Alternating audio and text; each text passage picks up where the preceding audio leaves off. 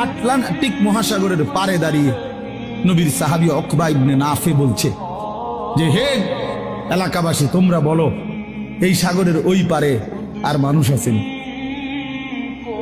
তখন জনবাসী, এলাকাবাসী বলছে, ওই সাগর তো অথই সাগর, আমাদের পূর্বপুরুষ থেকে কারো জানা মতে এই সাগরের ওই পারে মাটিও নাই, মানুষ তো ফরক হবে, এ তো অথই সাগর, এর কোনো কুল কিনারা নাই।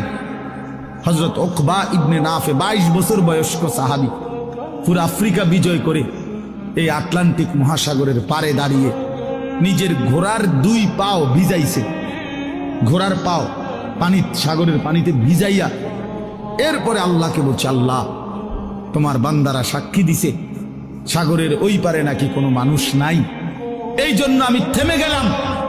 যদি খোদার কসম মাওলা একজন লোক বলতো ওই পারে একজন মানুষ আছে, আমি আল্লাহর কসম রব এই ঘোড়া নামায় দিতাম, ওই লোকটার কাছেও কালেমার দাওয়াত পৌঁছাইত।